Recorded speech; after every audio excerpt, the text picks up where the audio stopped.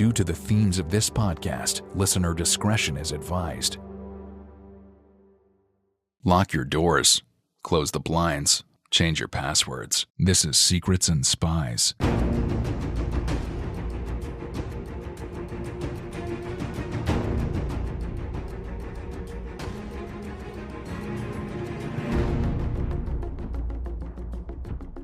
Secrets and Spies is a podcast that dives into the world of espionage, terrorism, geopolitics, and intrigue. This podcast is produced and hosted by Chris Carr. On today's podcast, I'm joined by author and journalist Jeremy Hurewitz, and we take a look at his book, Sell Like a Spy, which is all about sort of lessons from the world of espionage that can be applied to the world of business. So I hope you find this episode interesting and enjoyable. Thank you for watching, and thank you for listening. Take care. The opinions expressed by guests on Secrets and Spies do not necessarily represent those of the producers and sponsors of this podcast.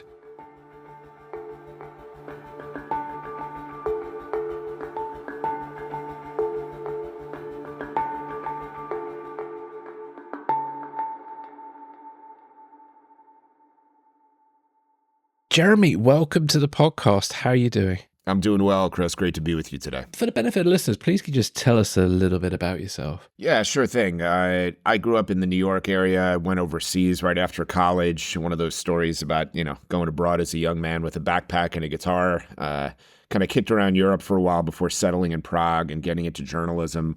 Lived in Prague for 7 years and then moved to China and spent another couple of years reporting from Asia before moving back to New York and getting involved in the field of corporate security, corporate espionage, corporate intelligence, however you want to put it, where I worked extensively, not only with members of the intelligence community, but law enforcement, FBI, military special forces, Secret Service. And thinking for years on these details, I came up with Sell Like a Spy as a result. And so I do that. I wrote the book, which I'm sure we'll chat about a bit, and I also am a strategic advisor to a corporate intelligence firm called Interfor International. Very interesting firm, and that's a bit about me. Yeah, fantastic.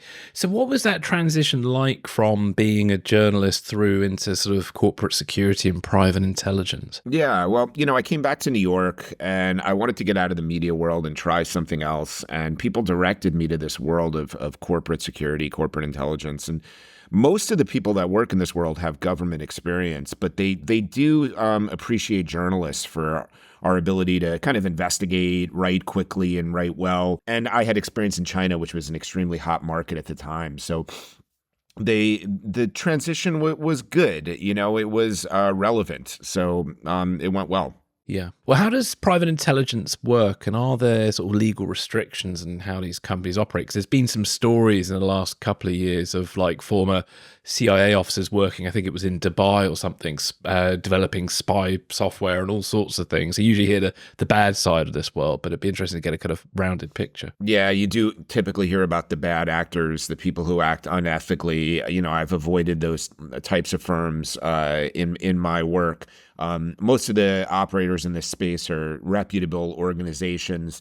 What I tell people is that a lot of these organizations, I think to their detriment, have expanded beyond their initial remit. So going from security firms, whether it's physical security, site security assessments, and, kind of investigations and all that, a lot of them have expanded to like e-discovery and all sorts of things. And I think it's diluted the product. But in terms of your ethical aspect of it, the industry kind of operates in an ethical gray area. So, one of the things that you think about, I do a lot of work collecting human intelligence on, say, reputational background checks. And there's a lot in this world about whether you should pretext or not. Can you call somebody up and say, hey, I'm an HR recruiter and I'd like to ask you questions about Chris, but I don't do that. My guiding light is that I tend not to lie to people, but I do have credible cover as a journalist. I still write regularly for a variety of publications. And I sort of sometimes work in the gray area asking people questions in that kind of way. So I have some experience with that. I never broke the law, never would break the law. Just like I say in the intelligence world, when talking about government spies, there's no license to kill in this industry. We try to stay on the right side of the law. But there are ambiguities where I don't particularly like to get involved. So say like trash diving, is something that people will do to collect information on people. It's kind of a gray area once again. It's quasi-legal, but, I don't really want to be associated with dumpster diving, so I don't get involved in any of that. But as you pointed out, there are people in the industry with intelligence backgrounds, security backgrounds that will do unethical things for their clients. So, you have to be careful of those types. Yeah. And are there, I suppose, because there are differing laws in the UK and America and even different states, does that affect the remit of what some agencies do? Yeah, absolutely. There's elements of, what information is protected and what isn't, certain bank secrecy laws that vary, country by country, different cultural approaches regionally that will color things. So, yeah, you want to make sure as a firm operating internationally, you understand the legal landscape.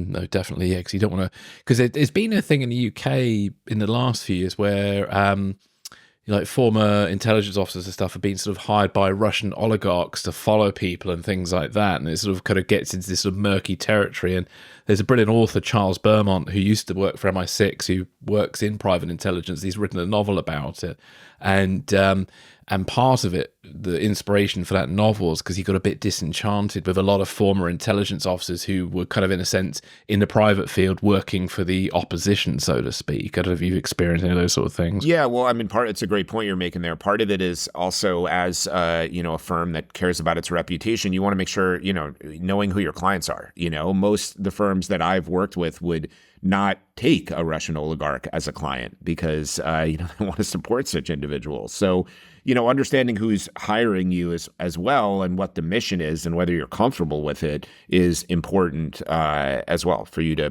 make your own choices. Yeah. Thank you for that. So let's talk about Sell Like a Spy. So why did you write this book and how did you go about doing it? Yeah, thanks for that question. For years working with intelligence officers back to the earliest days when I transitioned out of the media, and maybe that was the most profound moment, just watching these people and the incredible social skills they have. And even moving into client meetings where, the former case officer that I was going to the meetings with would tell me how much of a, arrogant guy this person was, somebody in finance who had a big job, and how, annoying they could be and how towering their ego was. And then to watch them get into the meeting and just completely work the guy over and use these incredible social skills to connect, disarm, and influence this person. So I just started really paying close attention to how these people work, learn to ask them certain questions, which is also part of tradecraft too, because obviously former spies are cagey about what they know and how they learned it and all of that. But, they will answer some questions as they do in my book. So I started learning directly from them and using the tradecraft in my everyday life and in my career. And I learned from, others with government backgrounds. One of the firms I worked for, a British firm actually, Chris, that specializes in kidnap for ransom negotiation. I learned some incredible things from former chief hostage negotiators at the FBI, skills of social influence, it's known, things like detecting deception, diffusing difficult encounters, negotiation tactics, mirroring tactics. And, using all these things and thinking about them for quite a while, I'd been thinking about the concept of Sell Like a Spy. And also, it's kind of a memoir. I had some, incredible experiences overseas. This industry is a very colorful one. I call it the biggest industry that no one's ever heard of, a multi-billion-dollar industry. But the corporate security industry is not well known, even though it quietly influences foreign policy and business decisions deeply behind the scenes. So I've been thinking about this during COVID, one of the many that came to the realization that, hey, I don't want to go back to an office. I don't want to work full time for anybody anymore. I want to work for myself. So I said, now's the time to write this book and start looking to share the lessons of this idea and this program that I've developed with corporate teams and lawyers and all of that. Yeah, it makes sense. And there's I think, this book, away from obviously, talk a bit about sort of how to use these skills for sales, it's actually quite good for aspiring novelists, etc., to write authentically about some of the skills spies use, or intelligence officers, if we use the correct parlance. But it's it's a really, really interesting book. And thank you. And I do have a novel about corporate security that my agent is currently shopping, and I talk about some of those same skills. There's a scene in which the officer is handling kind of an unwitting agent and getting her to use some of the skills I actually write about in the book. So hopefully that'll see the light of day. Yeah, well, please come back when it does. Sure thing. Good to have you back on. So, can you talk to us a bit about sort of the true work of spies? Because a lot of people have misunderstandings about what spies actually do, and kind of what skills they use in the field to recruit sources, which is sort of the bread and butter of spy work, so to speak, isn't it? Yeah, absolutely. I kick off almost every talk I do with kind of the idea of misconceptions about spies, and they're, wholesale, basically. I point out that, the James Bond idea of a spy is a fallacy, like the handsome, dapper, great-looking spy. Of course, there are good-looking spies, but there's a joke that spies are medium everything for the most part, medium height, medium stature. And I ask audiences, if you're a spy at a diplomatic event, is it better to be someone who's a heartthrob that everyone can't take their eyes off of, remembers, tracks around the room? Or is it better to be someone a little more average looking that can move in and out of conversations, not necessarily be carefully remembered? And, the answer is obvious. The other thing is, sticking with James Bond, maybe, the idea of gunfights and car chases. As one spy said to me, if you're involved in any of that, something went extremely wrong. For the most part, spies are relationship managers, and spies, who we call spies, often look upon the agent as the actual spy. They're their handler. They're not typically the person who's swinging into windows and taking pictures of secret documents, and a lot of things do happen, I suppose, like that. And there are kind of paramilitary officers within the CIA who do incredible acts of bravery. But for the most part, the case officers think their agents are the spies, collecting the intelligence and sharing it with them. And they're the relationship manager who needs to leverage elite social skills to get to know people they, don't necessarily like or would spend time with, And so the tradecraft is often how to, listen well, how to, elicit information, how to connect with people that they would otherwise want nothing to do with, and use those skills. Yeah, very useful skills. Now, one interesting thing came up in your book about apparently the CIA extensively recruit Mormons. Why is that? Yeah, it's an interesting tidbit that I point out to crowds sometimes too. Well, there's some good reasons. First of all, the Mormon community is a cohesive, conservative, patriotic community, which means that they're easier to background check. They can count on their patriotism. I have a colorful way of putting this in the book, which I won't necessarily repeat right now, but let's just say that maybe the Mormons will be less likely to be involved in some salacious scandal overseas. Critically, they often have experience on mission trips where they go overseas as younger people to proselytize, and they typically, and I think it's admirable, pick up local languages to do that. So the experience of navigating foreign cultures and picking up esoteric languages is also an advantage. So for some of those reasons, they make good recruits. Yeah, no, indeed. That makes a lot of sense. So what can we learn from spies to have a better conversation? So many things. One of the things that I talk about is the idea of how should we put it? Just elicitation, like I say that whether you're a spy, a salesperson, or a journalist, when you meet somebody of interest, you want to learn all about that person. But if you start peppering somebody with very direct questions, sometimes really on-the-nose questions, you'll elicit a response that's the opposite of what you're after. Defensiveness, suspicion, cynicism about your intentions. So I teach the skill of elicitation as a way to, get at information in a conversation in a more circumspect manner. So there's a lot of subtle ways you can leverage, our evolution, behavioral science, and talk about getting people to respond in a certain way by leveraging those tricks, those aspects of our common heritage and behavior to get them to tell you things and get them to build rapport. So that's one of the ways that spies do that in conversation, have better conversations and navigate and direct those conversations in ways that suit their goals. You mentioned in the book about mirroring. Yeah. Can you talk to us a little bit about mirroring? Because it's a very interesting kind of concept there. When I'm working with teams, a lot of times people have some experience of what mirroring is. It's talked about in the business community. The physical replication of another person's body language has been shown over and over again for decades now to be highly effective subconsciously in building rapport with someone.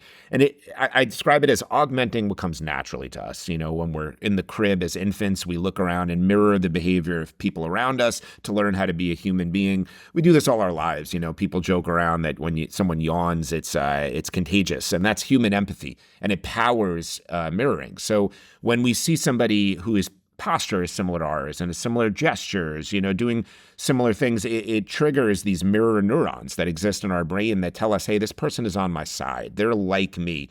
And that's helpful. What I add to it is I call it the varsity move of mirroring, verbal mirroring. If you can layer that on top, it's a really powerful way to augment that practice as well. And that's where we get into, again, the world of FBI hostage negotiators who, obviously can't be in front of their targets. They're at a siege. They need to mirror verbally their targets using some of the same language back to them, which has the same effect as the physical mirroring in order to develop that rapport. And they look for pet words, colloquialisms that person might use. We all have these pet phrases we enjoy, sharing with others. And if you use those back to them, it does also create that sense of familiarity with the person. And when we feel familiar, when we feel comfortable, we're more disposed to be influenced and listen to the other person's point of view, which can be useful as a spy or a business person or in everyday life. Yeah, totally. And how do we build rapport with people we dislike? Because obviously spies have to do this often. And also we live in a world now where it feels like a lot of people don't know how to deal with people who have either different feelings or opinions to them. Yeah, great point. It's absolutely true. And this is where spies are so elite and where we can learn so much from them because, when we hit it off with someone, as we say, that's a great thing. That's one of the great moments in life when you have natural rapport with somebody. But you're right. Spies have to develop relationships with people like terrorists and diplomats from, really bad regimes that they might, want nothing to do with otherwise. And there's a variety of things I write about: radical empathy, looking for that kernel of humanity. Spies are trained to discover, the one redeeming quality. I describe it as the criminal that's a devoted family man or the terrorist that practices acts of charitable good. They'll focus on those positive aspects of their person and try to put aside the negatives. Intellectual curiosity, being just genuinely curious about what someone else is interested in is a skill that sometimes people have, but you can cultivate. And then finally, there's vulnerability, which I think is the most powerful way to try to connect with somebody and gets again into those behavioral science tendencies.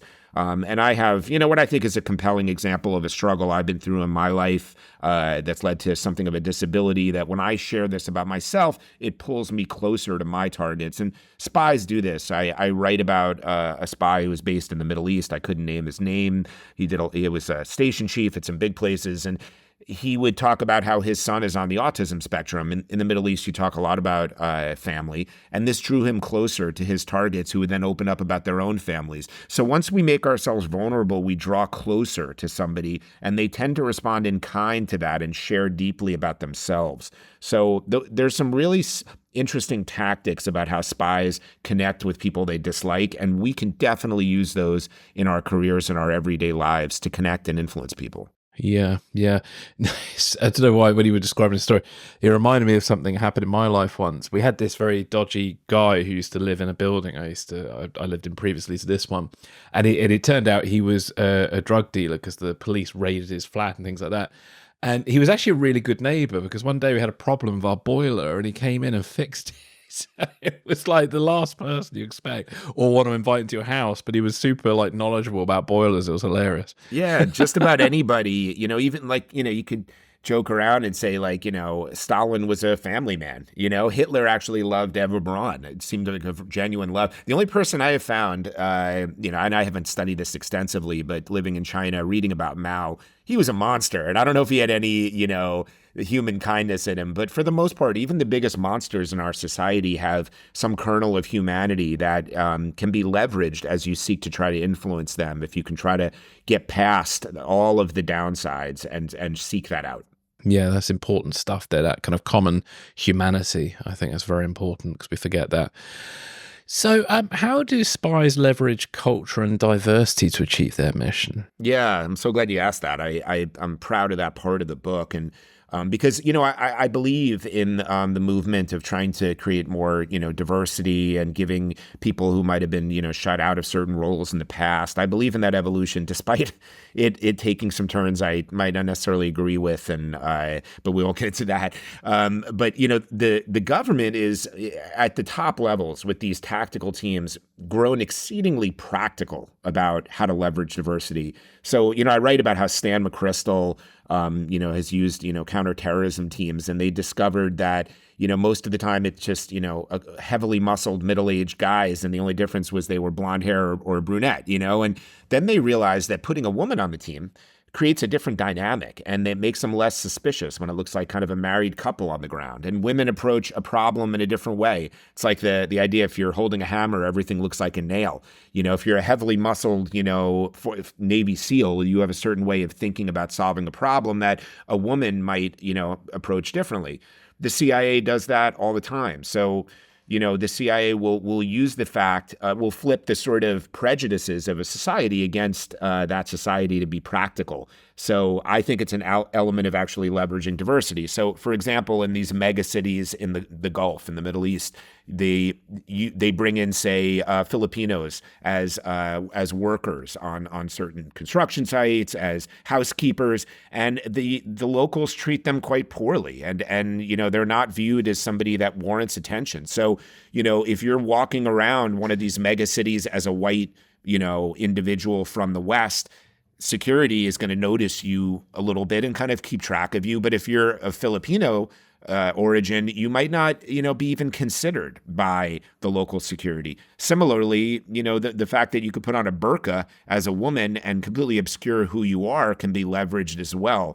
I might be digressing a little bit there, but to me, this is all about leveraging diversity. And, there's a really amazing a former case officer who was a Green Beret, Greg Roberts, in the book. And he talks about seeing himself as a diversity hire because the CIA has traditionally been the domain of elite, upper class, white, Ivy League background individuals. And he came from a rural, poor background in Oklahoma. So he felt like a diversity hire. So expanding your notion of what diversity is and using a best athlete approach to build teams, and being aware of your prejudices, and everybody has them. We look for people in the same way mirroring is powerful. We look for people who are similar to us because we find them comfortable and we find them easy to kind of work with. And that affects the prejudice of hiring. We look for people who are similar to us that we can relate to easily. But if you understand that and decide to challenge yourself and say, I want a diverse team because I want people around the table who might think a little bit differently than I do, which the intelligence world really values, it will help your team. So I'm kind of an evangelist for adjusting diversity in that way. Instead of reaching metrics, try to, get beyond it and think about it tactically. Yeah, totally. Well, I'll put it in a simplistic way, in a sense of like, we're all part of the puzzle that is the world and humanity. And if we don't get each part of the puzzle, we're kind of missing a bit of the picture, really, aren't we? Yeah, I think so. I think you're correct. Let's take a break and we'll be right back.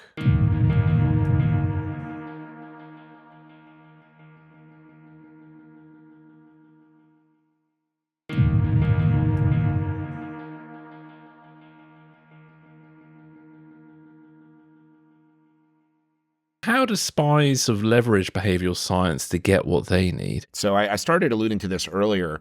One of the aspects of, making yourself vulnerable is grounded in behavioral science. People tend to respond to things in kind. So when I share something profound and vulnerable about myself, even if you were keeping me at a distance a moment ago, all of a sudden you feel a strong human urge to share something about yourself as well.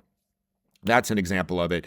Behavioral science is behind a lot of the reasons why elicitation is so effective. So I always talk about the tendency to correct. If I say, hey, Chris, isn't your favorite color blue? You'd say, no, my favorite color is not blue, it's red.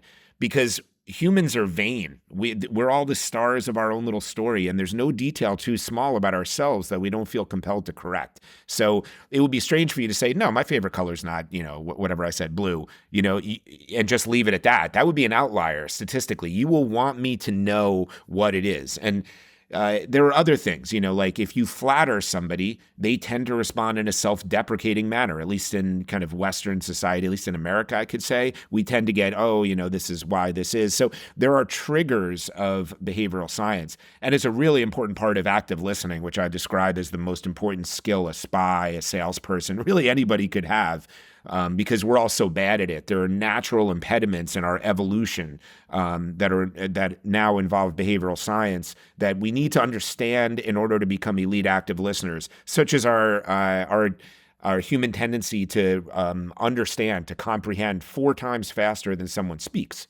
So when you're asking a question, Chris, I might be nodding and I might even finish your question for you because I know where you're going and I can comprehend faster than you can speak. So understanding these aspects of our evolution, of our behavioral science, and then transcending them can make you better at influencing connecting with people. No, that's interesting.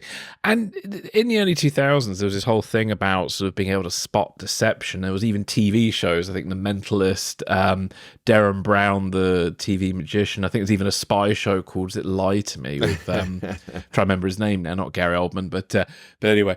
And is it really possible to detect deceptive behavior? No, I don't think so. And I tell people, because I do talk about detecting deception, and I talk about in my experience in the corporate world, seeing in the consulting space, former CIA and FBI types come in and say, I will make your team a human lie detector. And, I'll be able to understand what a twitch means in the face. It's not true. Human beings are too complex and too contradictory to say, I'm going to make you a human lie detector. A polygraph doesn't get it right all the time. And you might have a unicorn, a 1 in a million type who can really do this, but no one's going to be able to effectively train your team for you to make hardcore decisions based on someone's face twitching or whether they rub their neck or not, as a soothing gesture at a certain moment. But what we can do is look at ways that people sometimes try to deceive us and use that in what I describe as creating a mosaic of intelligence, using the information around you. And I talk about the intangibles, everything from what an office looks like to how the people are behaving around the table to each other. All of these things are part of a mosaic of intelligence that all of us should be collecting in every circumstance. And we do it subconsciously, but you want to elevate that to the conscious level. But specific to your question, there are things that we can do to, understand if someone might be being deceptive with us. So, for example, I know you're in the UK, you probably don't follow American football very much, but there was an example. I'm a New Yorker and we like to stick it to Boston fans. So I try to use this example as much as I can, Chris. The football team, the Patriots, the New England Patriots, their star quarterback was accused of, on the team generally, of deflating the footballs, which makes them easier to handle. And a journalist asked this quarterback, Tom Brady, hey, Tom, were you involved in deflating the footballs? And Tom replied, I would never cheat. Well, he didn't answer the question, and that's the red flag. Failure to understand or answer a question is a red flag. He could have just said, no, I had nothing to do with deflating the footballs, but instead he chose to say, I would never cheat, which to me doesn't mean he's a liar, doesn't mean he's a cheater, but to me as a journalist, I would have said, interesting. He didn't answer that question clearly, so, there's something there.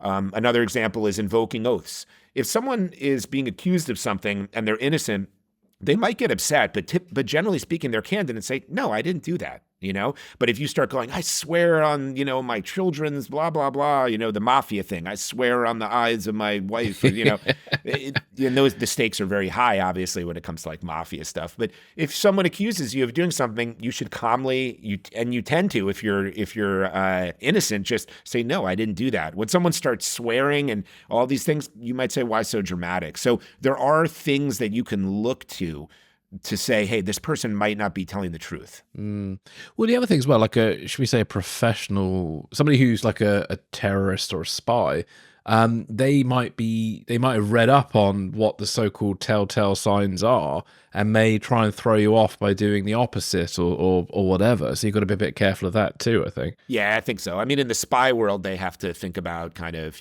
countering these things. And maybe if I'm successful and evangelize enough about this, there'll be a sort of counter side to this in the business world. But, for now, I think if you're using these skills effectively, I think it's a pretty tough call to say someone else is going to be so savvy that they can use these skills against you. But who knows, keep your wits about you. Yeah. Do you think poker players make good lie detectors? I don't know. I don't engage in any gambling. Like I'm totally uninterested in card games and all that. But I understand that they are actually quite good at it. Maybe I should familiarize myself at it. Yeah, no, totally. I wish I could. Yeah, I think it's so funny. I'm like a fluky gambler and says, well, I've never actually gambled, but I managed to correctly guess which horse would win the Grand National this year just by going, oh yeah, that one. There's this weird skill of doing that. So I worry if I actually did it, I'd probably start losing money. Nice. So yeah. What techniques from Spies can be used to get a yes for salespeople? Well, in my book, I write about one section of a spy tradecraft strategy that was described to me by a former case officer called crawl, walk, run. And to me, that is the most direct answer I could probably give you there about, and it's a sales story that I was involved in about cultivating the big fish. And that mirrors the sort of spy recruitment strategy because, I think the recruit of an agent is always kind of the big fish, whereas sales, sometimes we get the quick sale. But if you're chasing someone who's offered that big fish that could, change your year from a sale, you want to take the time to cultivate it. So I write a lot in that section about, patience and leveraging different colleagues around you, different resources. And so there's quite a bit of description in there that I would refer you to the book about. But, there's no button to push that I can teach about how to get to yes. What I would say is effectively leveraging the skills that I write about in connection, in elicitation, in mirroring, in active listening will put you in a position where you have rapport, where you're able to influence the thinking of the other side, where the other side likes you. One of the things I say at the beginning of almost every talk as well is that, and it's a real conviction of mine, that rarely in the business world is there a product or service that's totally differentiated, okay? There's usually a group of, competitors. Their value prop is not going to be all that different. So you have that. Sometimes a price point of a certain vendor or service can blow the others out of the water. People will rush to that because who doesn't like a deal? But where I'm going with this is that salesmanship, relationships is so critical. So in a market where products or services aren't necessarily that differentiated, if you've used all the skills I just mentioned really effectively to get to know your target, and they have a toss-up on whether to continue with the vendor or give a shot to Jeremy, who they like a lot and has been, great to have lunch with and seems like a really good guy and shared that detail about himself. He put himself on the line, and made himself vulnerable. Those things will help you get to yes, because people want to reward people they like, and they want to work with them. They buy from those they like. The same is true in the spy world. A lot of times, in the final thought, a lot of case officers will tell you that, there's all these motivations, and that's a digression too. What motivates someone to spy? I think in the sales world, we don't do enough thinking about what motivates someone to buy. But ultimately, you hear a lot of spies tell you, case officers talk about how someone will say, an agent who gets moved to another handler, another case officer, because you can't spend more than a couple of years as their case officer, they try to move it. They will say to that person, I'm only doing this actually because of you and our relationship. Those are the profound bonds that we create as human beings, where they will overcome danger, risk their marriage, all sorts of things because of their connection to that person. If someone feels seen, understood, respected, and they like you, they will do profound things for you. Yeah, no, it's really interesting. Do you have any sort of tips for networking? Because I was recently at a networking event and I met somebody who ended up being quite important, but we kind of chatted about mutual love of sci-fi, and I had no idea who this person was. It was only at the very end of the conversation when we were like, oh, we should stay in touch. And then I suddenly found out that this person was like significantly important in the industry. And so it's like, but I felt like we built a pretty good bond just by this sort of chat about sci-fi. So I don't know if there are any sort of tips for networking where maybe it could be a little bit less haphazard like I was. Yeah, absolutely. I write very specifically about that. And while the development process for a potential agent is usually very rigorous with dossiers of information and a lot of care, there is a spy skill known as spotting, where, at a diplomatic event, a networking event, a case officer, a spy might, recruit somebody on the fly because they find somebody quite useful, or at least begin the recruitment process, I should say.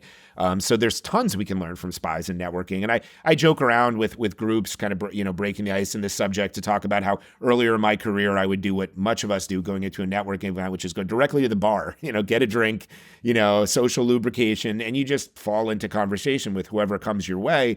But I think that spies do it a lot more strategically, assessing the room, seeing who kind of seems to be someone who's popular in the room, influential, evaluating who's coming in and out of those conversations, looking at name tags. Does a name mean anything about a culture that you might know, a country, a language you might speak? What does the organization say if people are wearing name tags? Is it a target for you? Is it a competitor of a target? So trying to move around the room strategically and get in the lay of the land before you approach anybody is good tradecraft in that respect. And then kind of a final point too that I feel strongly about, and behavioral science backs me up on this, that we can judge a book by its cover. The old cliche is wrong. We make very fast assessments of people that behavioral science shows that we tend to get right.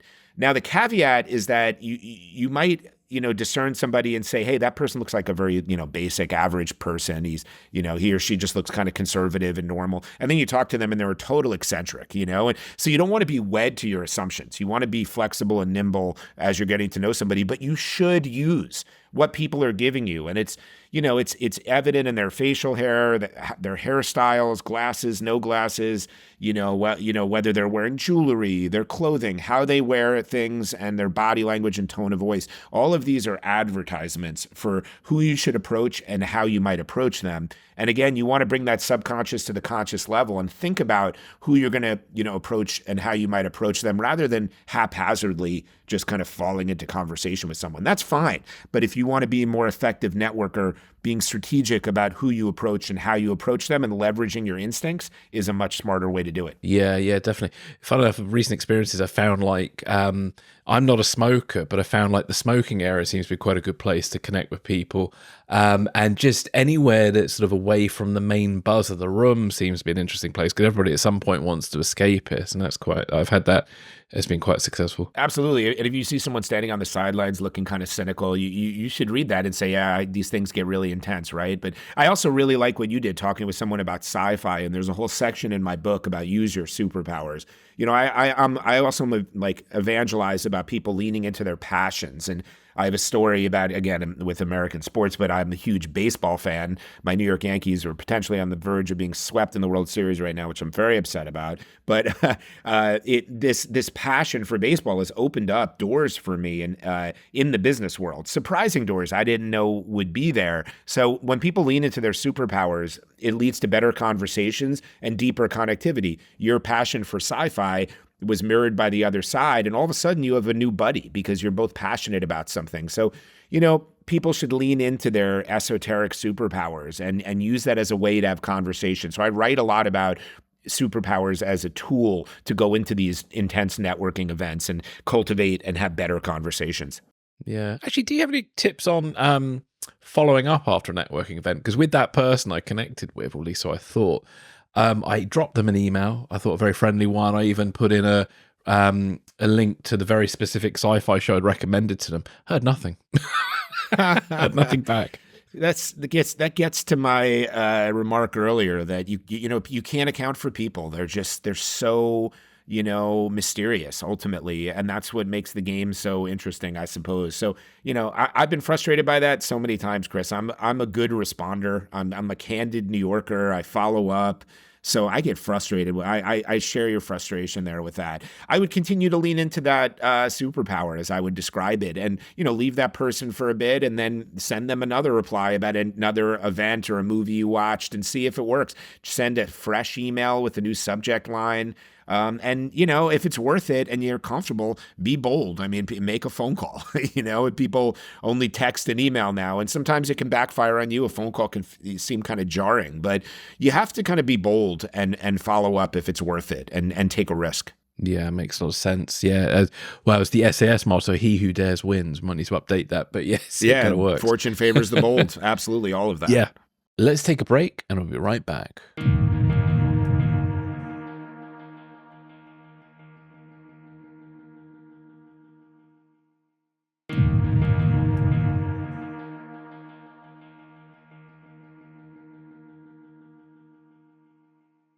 Is technology making it harder to understand people? It is. I truly believe so. And I allude to that in the kind of closing part of my book, the way technology funnels us into our little echo chambers.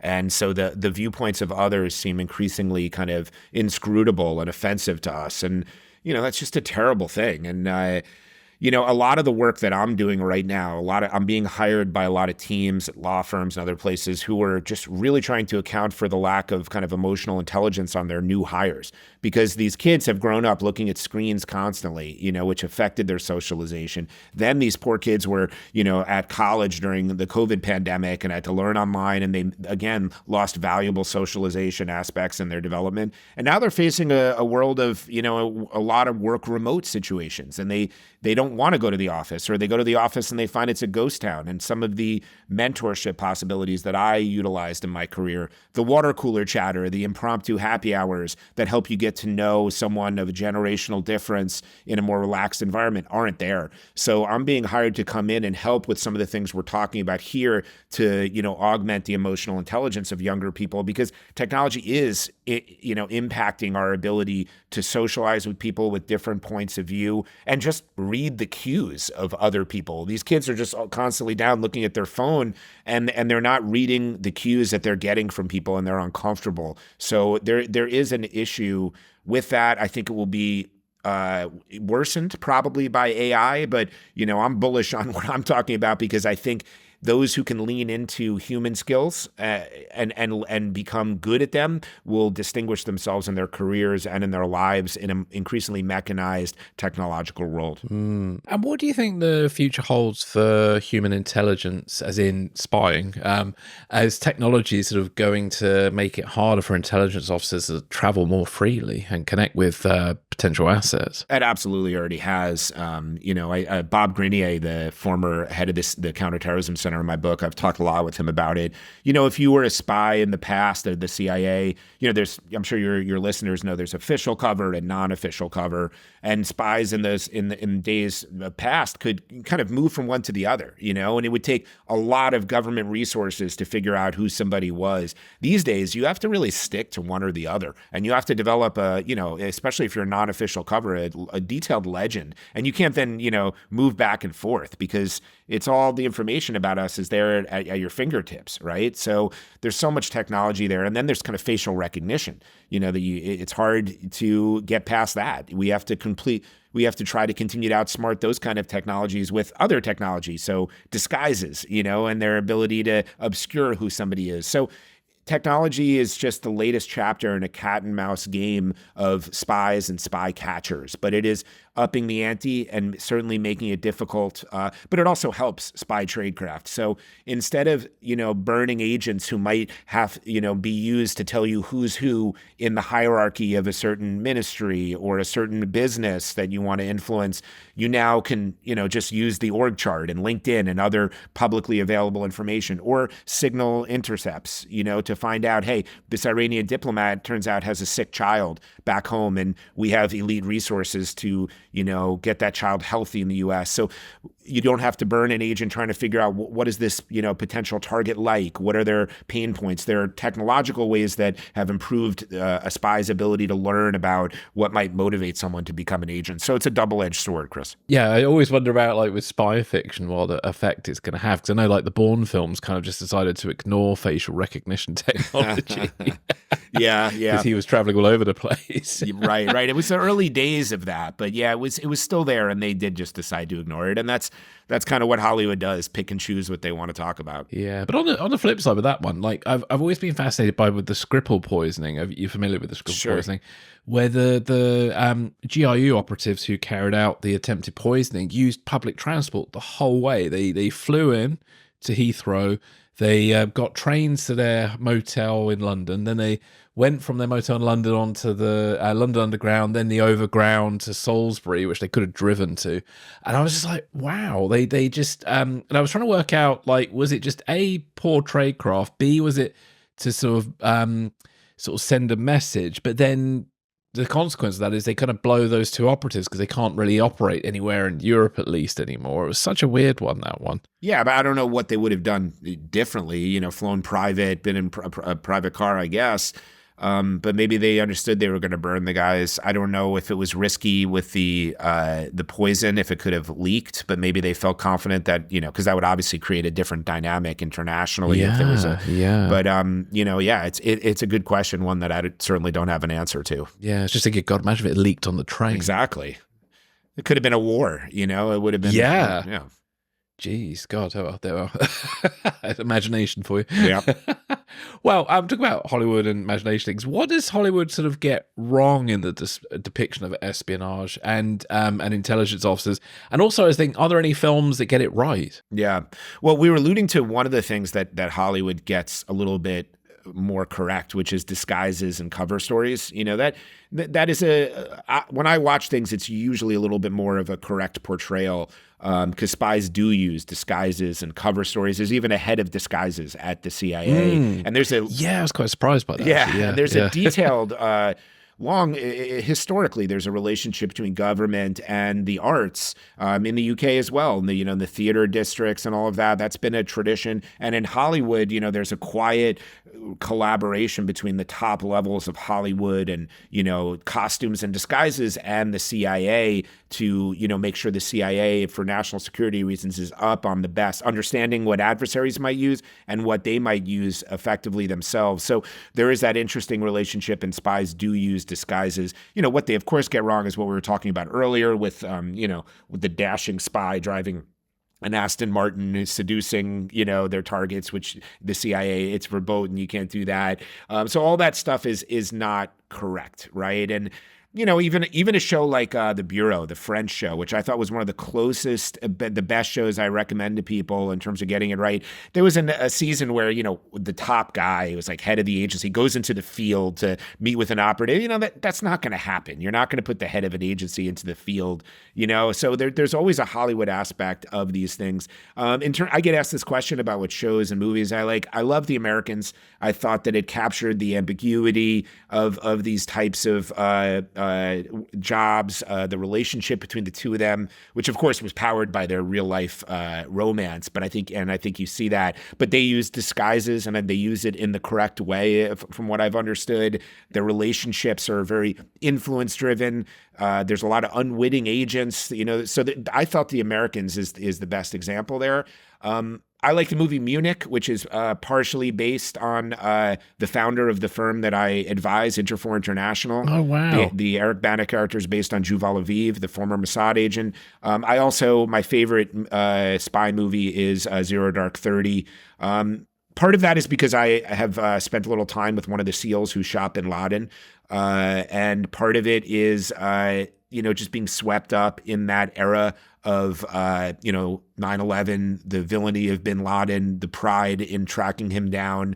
And, it's a good movie. It was made with the input of senior CIA officials. So I think the tone, the ambiguity, the tradecraft, it rings more true in that movie. Yeah. I always thought it was a really good movie. Yeah, my funny, weird note on that film, everybody had really bad hair in it. That was the one thing, mainly the guys, they had terrible hair. Yeah, I'm thinking of Jessica Chastain, and I don't think she did anything wrong in that film. She's she was fine. Oh, that's good. Do you have a favorite on-screen spy? An actual character or actor who's portrayed a spy really well, do you think? Not that I'm, wed to. Even though the Jason Bourne stuff can be kind of silly, I enjoy those films tremendously. I do like the Jessica Chastain, if I'm saying her name correctly, spy in that, this sort of social recluse who, obsessed with this kind of vision. A lot of the people who get in this work are obsessive, and they're really focused on the mission. And I found her to be a really compelling character. So yeah. Yeah, I always liked, was it Philip Seymour Hoffman in Charlie Wilson's War? Yeah. He was obviously much larger than life. Was it Gus Activators or something his name was? And he actually reminds me of an intelligence officer I once interviewed years ago, kind of a bigger personality and kind of like almost the opposite of what you'd expect an intelligence officer to be. But yeah. Well, they're often big personalities. There's a quote in my book from John le Carré, of course, the famous novelist, that, spies should be something of an entertainer. He talks about, paraphrasing here, if I'm not somebody of who's entertaining and, somebody compelling and personality-wise, why would you agree to have lunch with me? So while I know a lot of very low-key introverted spies who are amazing at active listening, other spies have gregarious personalities that draw people to them, and that has spies aren't cookie cutter. There's many different ways they leverage human skills to be effective at what they do. Oh, excellent. Well, thank you very much for that. Is there anything else you'd like to add before we sort of wrap up today? Well, no, just, I'm on a mission to make people understand that spies are not necessarily who you think they are. And, Hollywood does a disservice in some ways in putting these people on a pedestal. I understand why, and I enjoy a great spy story too, but I admire these people. They're public servants. They risk their lives sometimes, and they certainly sacrifice. So I like to shine a light on their public service for us. And, I hope people will read the book and leverage some of the skills that spies and other government officials use to have deeper relationships and make their lives richer. So that's kind of a lot of things I think about regularly. Yeah, fantastic. Well, where can listeners find out more about you and your book? Yeah, thanks so much. The book is available anywhere you buy books online. I always encourage people to think about buying from their local small bookstore rather than Amazon or something, though that's important. They can find me at sellicaaspy.net to see, video, me speaking, learn about my training programs and more about me and the stories I write too for The Hill and other publications. I'm also pretty active on LinkedIn. You can find me there under my name and Twitter, sellicaaspy. That's another good place to find me too. Fantastic. Well, thank you for joining me today, Jeremy. My pleasure, Chris. Thanks for having me.